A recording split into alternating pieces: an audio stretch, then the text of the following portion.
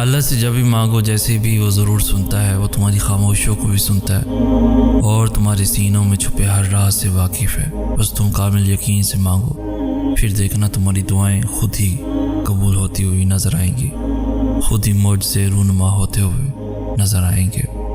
ہم ہمیشہ سوچتے ہیں کہ سامنے والے شخص نے ہمارے ساتھ برا کیا ہے اس لیے ہم اسے معاف نہیں کر پاتے، حالانکہ در حقیقت ہم خود کو معاف نہیں کر پاتے۔ ہم ہر چیز کی سزا خود کو دیتے ہیں، پھر زندگی مشکل لگنے لگتی ہے۔ کسی کو بھی نہیں، بس خود کو معاف کرنا سیکھو، خود کو سزا دینا بند کرو۔ جب تک خود کو معاف نہیں کرو گے تب تک غم سے آزاد نہیں ہو پاؤ گے، اس لیے خود پہ رحم کرو۔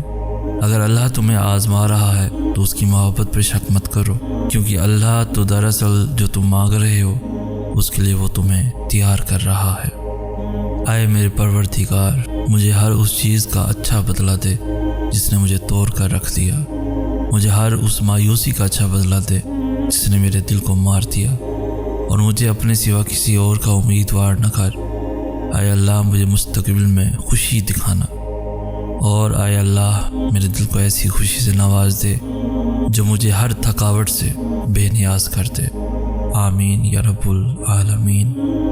ہمت مت ہارو، دعا مانگتے رہو تب تک جب تک جواب نہیں مل جاتا۔ جب وہ تمہیں صبر کی انتہا کو لے آیا ہے تو یقین رکھو کہ آزمائش اب ختم ہونے والی ہے، اور پھر ہر اس چیز سے نواز دیا جائے گا جس کے لیے تم راتوں کو اٹھ اٹھ کر جھولی پھیلایا کرتے تھے۔ تم مانگتے ہو وہ جو تمہیں بہتر لگتا ہے، مگر اللہ تمہیں وہ عطا کرتا ہے جو تمہارے لیے سب سے بہترین ہوتا ہے۔ بات صرف یہ ہے کہ اس پہ آنکھ بند کر کے یقین رکھنے کی ہے، وہی ہے جو تمہیں دے سکتا ہے اور کوئی نہیں دے سکتا۔ اللہ فرماتا ہے، میں کسی بھی جان کو اس کی طاقت سے زیادہ نہیں آزماتا ہوں۔ جہاں میرے بندے کی ہمت ختم ہو جاتی ہے وہاں اس کی آزمائش بھی ختم ہو جاتی ہے۔ حضرت محمد مصطفیٰ صلی اللہ علیہ وآلہ وسلم نے فرمایا، اگر تم اللہ پر ویسے بھروسہ کرو جیسے کہ بھروسہ کرنے کا حق ہے تو تمہیں ایسے رزق دیا جائے گا جیسے پرندوں کو رزق دیا جاتا ہے۔ وہ صبح خالی پیٹ نکلتے ہیں اور شام کو پیٹ بھر کر واپس آتے ہیں۔ تم سب کچھ جان جاؤ گے، ہر حقیقت سے، ہر راز سے پردہ اٹھ جائے گا، اور پھر تم خوش ہو جاؤ گے، تمہارا دل پرسکون ہو جائے گا۔ بس پھر تم چلتے پھرتے اللہ کا شکر ادا کرتے رہو گے۔ دیکھو، جب یقین پختہ ہوگا اپنی دعاؤں پر اور دعاؤں کے قبول کرنے والے پر، تو کبھی آپ شک و شبہ کا شکار نہ ہوں گے، کبھی آپ کسی سے سوال نہ کریں گے کہ ہماری دعا قبول کب ہوگی۔ اللہ پر یقین رکھنے والوں کو اپنی مانگی ہوئی دعاؤں پر بہت یقین ہوتا ہے، کیونکہ ان کا یقین دعا کا اختیار دینے والے پر پختہ ہوتا ہے۔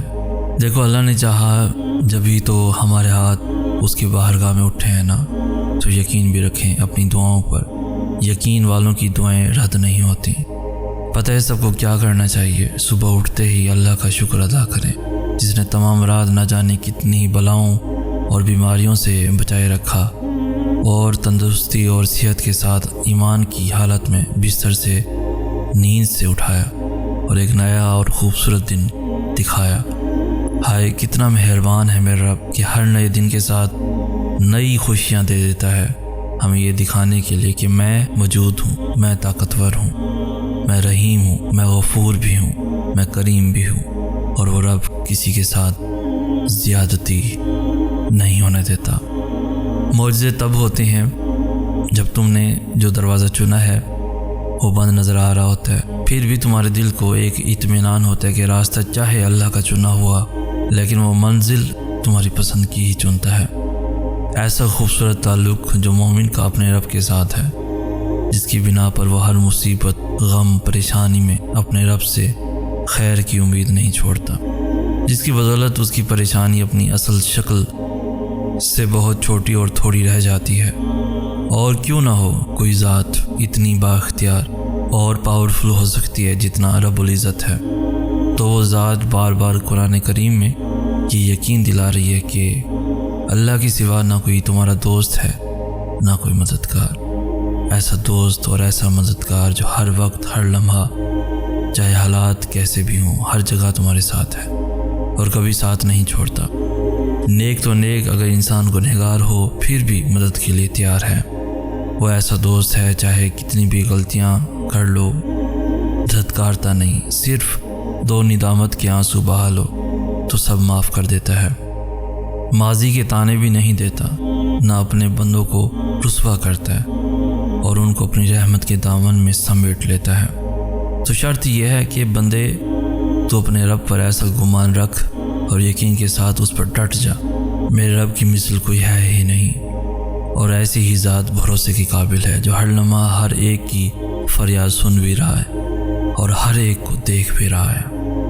اور جب اللہ نے تمہیں نوازنا ہوتا ہے پھر وہ تمہارے ماضی کو نہیں چٹولتا، وہ بس مقدر کے لکھے پنوں کو دھو دیتا ہے، ان لکھی کہانیوں کو موڑ کر پھر سے تمہارے ایک ندامت کے آنسو سے نئی کہانی بو دیتا ہے۔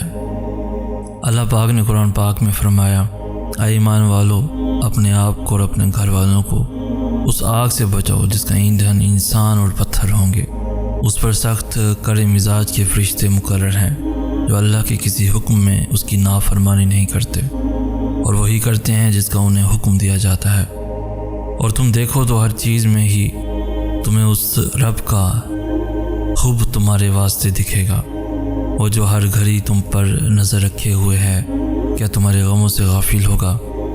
وہ تو محض چند گھڑی تمہیں آزما رہا ہے اور تم دیکھنا بہت جلد وہ تمہارے واسطے بہت آسانیاں فرمائے گا۔ جو دروازے اللہ ہمارے لیے کھول دیتا ہے انہیں چاہ کر بھی کوئی ہم پر بند نہیں کر سکتا۔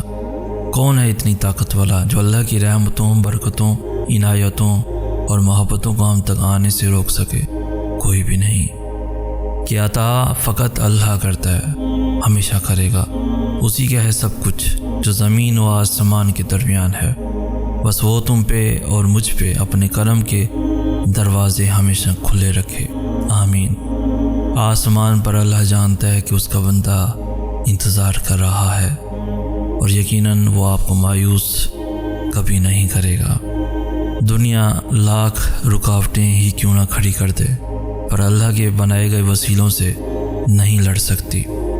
اپنے رب سے ہر حال میں خوش گمان رہیں اور جان لیں جو نعمت آپ کو ملنی ہے وہ ہر حال میں مل کر رہے گی، بھلے اس کا رتی بھر بھی امکان نظر نہ آئے۔